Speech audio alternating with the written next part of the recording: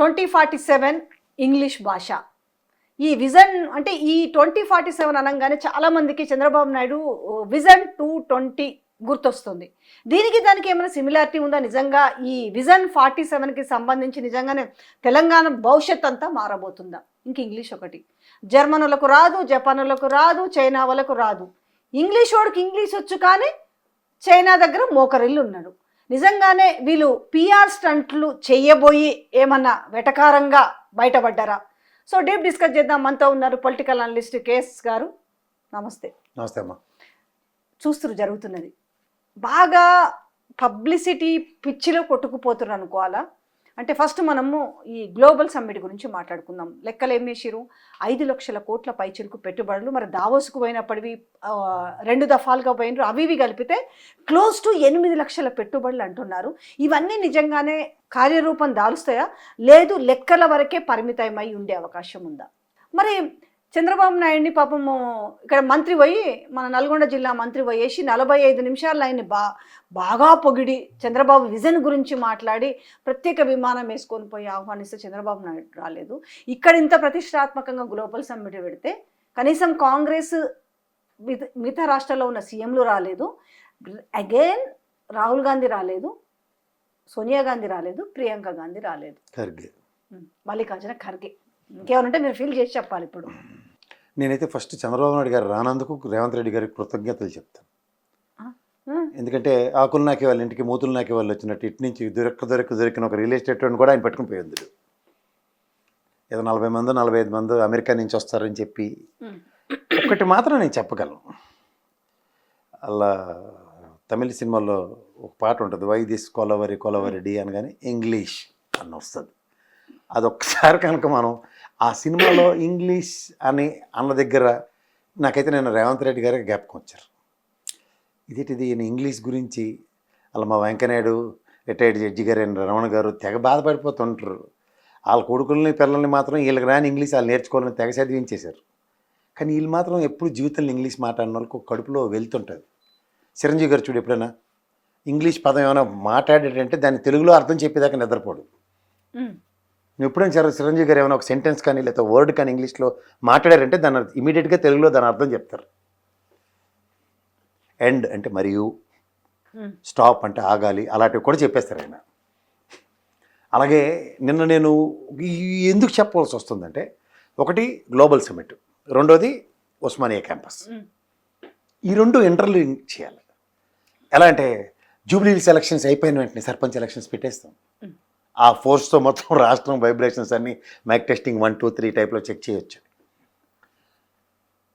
ఇప్పుడు గ్లోబల్ సమ్మిట్లో నేనంతా ఆద్యంతం నువ్వు జాగ్రత్తగా గమనిస్తే లాస్ట్ చిరంజీవి గారు ఒకళ్ళే ఇంగ్లీష్ తెలుగులో మాట్లాడినట్టు కనబడింది. ఈయన కూడా కూడబలుక్కున్నాం, మొత్తం సెంటెన్స్లు పేపర్లు పెట్టుకుని ఇంగ్లీష్లోనే మాట్లాడారు రేవంత్ రెడ్డి గారు కూడా. బాగుంది, శబాస్. కానీ గ్లోబల్ సమ్మిట్ సారాంశం, visionary document 2047, what is the primary motto? ఇప్పుడు విజన్ 2020 అని మొదలెట్టారు చంద్రబాబు నాయుడు గారు. ఈ 20 years ఫలితాలు మనం ఇక్కడ తెలంగాణలో విస్తృత స్థాయిలో మనం దాని రిటర్న్స్ అనుకో, లేదంటే దాని ప్రకారం తదనంతర ముఖ్యమంత్రులు ఇంప్లిమెంట్ చేసేదాన్ని. మీ తర్వాత ఎవరు దిక్కు దీనికి? ప్రధానంగా ఆ డాక్యుమెంట్ శాంచుటీ అనుకుంటే 2020 విజనరీ డాక్యుమెంట్ అని వాళ్ళు చెప్పుకోవడానికి మాత్రమే పరిమితమైంది. కానీ ఎగ్జిక్యూషన్ అంతా ఒక హైదరాబాద్ భౌగోళిక స్థితిగతుల్లో రాజశేఖర రెడ్డి గారు కానీ, లేదంటే తదనంతర కేసీఆర్ గారు మనకి రాష్ట్ర విభజన తర్వాత కానీ దీన్ని డంకా పలాస్గా పరుగు అందించుకోవడానికి ప్రయత్నించిన దాంట్లో 2 లక్షల కోట్ల పైచిలక ఐటీ ఉత్పాదకతని పెంచే సామర్థ్యాన్ని వాళ్ళు తయారు చేసి పెట్టారు. ఇప్పుడు మీ విజనరీ డాక్యుమెంట్లో ఏ రంగాల్ని మీరు ఎంఫసైజ్ చేస్తూ రెవెన్యూ జనరేషన్ మోడల్ కింద టర్న్ఓవర్ చేస్తారంటే, లాస్ట్కి చూడండి సినిమా కబుర్లు చెప్పుకోవడానికి కూర్చోపెట్టినట్టు ఈ సినిమా యాక్టర్ మీకు ఫస్ట్ మీ వెనకాతలు నాగార్జున నడుచుకొచ్చినప్పుడు ఆ కల్లీలాలు చేసుకుని ఆయన దగ్గర మంచి బట్టలు ఉంటాయి, కానీ దైద్రవ నారాయణ అన్నట్టు ఆ బట్టలు వేసుకుని వచ్చాడు చూడండి. అది మంచి బట్టలు వేసుకుంటాడు ఆయన, అక్కడ దొరికే అలుగోట్లు వేసుకుని వచ్చాడు ఆయన. వస్తే ఆ రోబో సెకండ్ ఇవ్వకపోవడం, అక్కడి నుంచే మనకి మొదల్లోనే చూడండి తుస్తుమంటారు దీపాల టాప్ మన పెద్ద బాంబు పేలుతుంది అనుకున్న దగ్గర అని వెళ్ళిపోయినట్టు అయిపోయింది. సో దాని కంటిన్యూషన్ ఆయనకు కూడా ఇష్టం ఉండి వచ్చి ఉంటాడు. ఎందుకంటే ఇంకేం కూలుస్తారో అనే భయము కూడా లోపల ఉండుంటది ఆయనకి. మరా ఎందుకు పోతే ఈ సినిమా వాళ్ళకి నీకు చెప్తున్నాను కదా, సినిమా వాళ్ళు మాత్రం సక్సెస్ అయింది. ఎందుకు చెప్పినా వాళ్ళు అప్పనంగా ల్యాండ్లు ఎత్తినాక మాత్రం వస్తారు గవర్నమెంట్ లీడర్. ఇప్పుడు పెట్టి ఉద్దేశం లేదన్నా సరే అప్పనంగా ల్యాండ్ వస్తుందంటే వాళ్ళకి విజన్ ఉంటుంది, బ్రహ్మాండమైన విజన్. అదైతే సక్సెస్ అని చెప్పొచ్చు. తుంటి కొడితే పొలరాలేని జలీనే గారును ఆ రితీష్ దేశ్ముఖ్ గారు ఎందుకు మనకి? పోనీ వీళ్ళిద్దరూ ఒకటైతే ఈ ఏడాది నుంచో ఇప్పుడు మన పివి సింధు గారిని తీసుకొచ్చారు. ఆ అమ్మాయి ఆంధ్రప్రదేశ్లో డిప్యూటీ కలెక్టర్ స్థాయిలో ఉంది ఆవిడ. ఆంధ్రప్రదేశ్ గవర్నమెంట్ దీంట్లో కన్సిడరేషన్స్ ఉన్నప్పుడు అంటే ఇక్కడ ల్యాండ్ ఇస్తే ఆమె మళ్ళీ మరికొంతమందిని బ్యాడ్మింటన్స్ తయారు చేస్తారు. ఆల్రెడీ గోపీచంద్ గారితో అవుతుంది కదా, ఆయన ఎందుకు వెళ్ళే? గోపీచంద్ గారు ఇక్కడ ఉన్నారు కదా ఆల్రెడీ. అలాంటిది ఇంకో క్యాంప్. నాకు నిన్న అర్థం కాలేదు, జెనీలి అని హైలైట్ కావడం కూడా ఒక అంశం. ఎందుకంటే మన మంత్రి, మన ఏమంటారు ప్రియతమ మంత్రివర్యులు ఆయన కోమటిరెడ్డి గారు. కోమటిరెడ్డి గారు నేను 30 ఏళ్ళకి సినిమా కాదు ఆయన ఏ శాఖ నాకు కరెక్ట్ చెప్పాము ఎప్పటికైనా ప్లీజ్. నాకు చాలా నాకు ఫస్ట్ టైం జీవితంలో కన్ఫ్యూజన్ అంటే నాకు ఫస్ట్ టైం చూశాను. గ్లోబల్ సమిట్ ముందు ఐటీ శాఖ మంత్రి అన్నాడు ఆయన, ఐటీ తర్వాత ఏవియేషన్ మినిస్టర్ ఏపీకి ఆయన ఉన్నాడు కదా. నాకైతే రామ్మోహన్ నాయుడు గారు కూడా ఆఫ్ కోట్ వేసుకుంటారు, ఈయన కూడా ఆఫ్ కోట్ వేసినందుకు రామ్మోహన్ నాయుడు అయిపోయారని డౌట్ వచ్చింది నాకు. ఏటేటో శాఖలు ఆయనకి చెప్పుకొని చెప్తే నాకు తెలిసి ఆ జలీనియాకే అర్థమై ఉంటుంది. 30 ఏళ్ళ నుంచి నీ సినిమాలు చూస్తున్నా అన్నాడు, నువ్వు నాకు తెలుసు. వద్దులేమ్మా, నేను అందుకే చెప్తాను, ఇది గ్లోబల్ సమిటా సినిమా వాళ్ళ సమిటా చెప్పాను ఫస్ట్. కానీ ఇక్కడ చిరంజీవి మాట్లాడుతూ తెలుగులోనే మాట్లాడిండు, నన్ను బట్టి విక్రమార్క శ్రీధర్ బాబు వాళ్ళు వచ్చే సమయానికి నేను ఏ పొజిషన్లో ఉన్నాను అంటే నేను అమ్మాయి బాత్రూంలోకి వచ్చి పిలిచారంటే కదమ్మా, కాదు ఏ పొజిషన్లో ఉన్నాను అని మాకేటది కాదు. నాకు అర్థం కాని విషయం. ఈ తెలుగు మాట్లాడే వాళ్ళకి కూడా భాష మీద పట్టుకోలేకపోతుండ్రా. నాకు ఏ పొజిషన్లో ఉన్నానని చెప్పడం ఏంటి? ఆయన కూడా నేను ఆయన ఏమన్నాడు, అమ్మాయితో డాన్స్ చేస్తున్నా అంటే ఆయన చెప్పిన కన్వర్జేషన్ ఏంటంటే, ఈయన కూడా ఎక్కడ స్టూడియోకి పోతారా, ఎక్కడ పోయి ఇన్విటేషన్ ఇవ్వడానికి ఎవరికైనా ఇంటికి వెళ్ళి పిలుస్తారు, లేకపోతే ఆయన ఆఫీస్కి వెళ్ళి పిలుస్తారు. మరి ఇది ఎంత టూ మచ్ ఎగ్జాగరేషన్లో కనపట్లే మీకు? లేదా రేవంత్ రెడ్డి గారు ఒక ఇన్విటేషన్ చిరంజీవి గారికి కూడా పంపించండి అంటారు గ్లోబల్ సమిట్కి అనుకోండి, ఆయన ఎక్కడుంటే అక్కడ తీసుకెళ్ళి ఇవ్వండి అని అవడం చెప్తాడే. నీకు ఎక్కడే పాయింట్లు నేను చెప్తున్నాను, ఎందుకు సెన్సిటిబిలిటీని ఎందుకు కోల్పోతున్నారు అన్న విషయం జాగ్రత్తగా గమనించు. Is there any mean on it? Work ప్లేస్లో ఎవడన్నా ఇన్విటేషన్ ఇస్తాడు, నీ పెళ్లి కార్డు తీసుకెళ్ళి షూటింగ్ అవుతుంటే తలుపు కొట్టేవాళ్ళని తీసుకొచ్చి వెడ్డింగ్ కార్డు ఇస్తారో చెప్పు? అంటే ఆయన వర్క్ ప్లేస్లో ఉన్నాడు అనేసి, అంటే ఆయన వర్క్ హాలిక్, వర్క్ డెడికేషన్ అనేది ఎలివేషన్, మళ్ళీ అది ఎలివేషన్. ఇక్కడ నేను మళ్ళీ అన్నమాట, బట్టి విక్రమార్క గారు పిలిచారు, శభాష్, ఆయన స్థాయికి బ్రహ్మాండంగా గ్లోబల్ సమిట్ వచ్చినా అని చెప్పిండు. అంటే రేవంత్ రెడ్డి పిలిస్తే రాలేదని అర్థం. అది నాగార్జునకు కూడా వర్తిస్తుందా? Try to read in between the lines.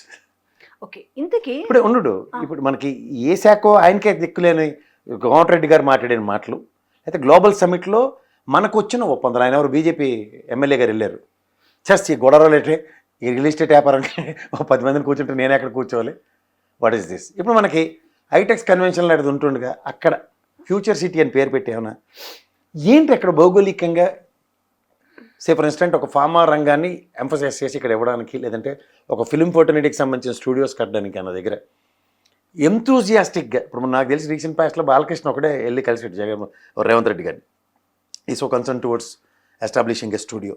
అలా నాకు తెలిసి ఇక్కడికి వెళ్ళిన అల్లు అరవింద్ గారు కానీ, అయితే సురేష్ బాబు గారు కానీ, నాగార్జున కానీ, చిరంజీవి గారు కానీ, వీళ్ళెవరూ అంత ఎంతూజియాజం ఎక్కడ చూపించిన ఉదంతాలు కూడా మనకు లేవు. అంత ఎంతూజియాజం చూపించిన బాలకృష్ణ ఎందుకు వెళ్ళే? గ్లోబల్ సమిట్లో ఈయన ఇక్కడ మనకు స్టూడియో పెట్టబోతున్నాడే కదా, పెట్టుబడులు గ్రౌండ్ చేసేవాడే కదా. పిలిచినా రాలేదో, పిలిస్తే వచ్చాడు, అఖండ సినిమా రిలీజ్ అవుదని అలిగినట్టుకున్నాడు. ఈయన విలువలేదని బాబు రాలేదా? ఇది ఒకటి కూడా నాకు కొంచెం కాదు ఇక్కడ వై ఐఎమ్ టెల్లింగ్, ఇప్పుడు చీఫ్ మినిస్టర్స్ అందరిది తర్వాత డిస్కస్ చేస్తున్నాం. ఇక్కడ మనకి పనికొచ్చినది కావాలా, పనికిరాంది కావాలా? ఆబ్వియస్లీగా పనికొచ్చేది. ఇప్పుడు బాలకృష్ణ గారిది ఒప్పందం జరిగింది ప్రభుత్వంతో, ఇది వాళ్ళ ఈ ఫ్యూచర్ సిటీలో అయితే ఇక్కడ దీంట్లో ఒక 400 ఎకరాలు, 1000 ఎకరాలు, 500 ఎకరాలు, 100 ఎకరాలు కేటాయిస్తున్నాం. ఎంత అథెంటికేషన్ ఉంటుంది? అది జరగకుండా ఇది ఓన్లీ టపాచిపుత్ర కబుర్లు చెప్పుకోవడానికి వీళ్ళందరూ ఎందుకు? నా ఫస్ట్ సినిమా ఇక్కడే జలీనే కథలు ఇవన్నీ మాకెందుకు? ఇదే శివాజీ సినిమాలో చూడు, పరిచయాలు పెంచుకోవడానికి అవతల ఇంటికి వెళ్తాం, హీరోయిన్ మీద కడుపు మంటతో ఎదురింటి వాడికి ఇంటికి వెళ్ళినట్టుగా ఉంది. ఇప్పుడు మనకి ఫర్ ఇన్స్టెంట్ అజరుద్దీన్ గారు ఉన్నారు, ఇండియన్ క్యాప్టెన్. ఆయన ఈ క్రికెట్ అనేది ప్రమోషన్లో ఇక్కడ ఒక బ్యూటిఫుల్ ఇంటర్నేషనల్ స్టేడియం కట్టబోతున్నాం, ఉప్పల్ స్టేడియంకి ధీటుగా.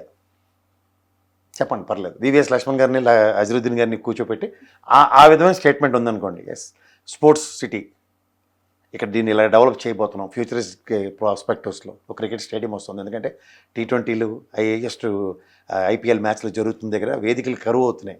హైదరాబాద్ ఒక వేదిక క్రియేట్ అవుతుంది. ఇలాంటి ఇన్నోవేషన్స్ ఏమైనా కనబడ్డాయి నీకు?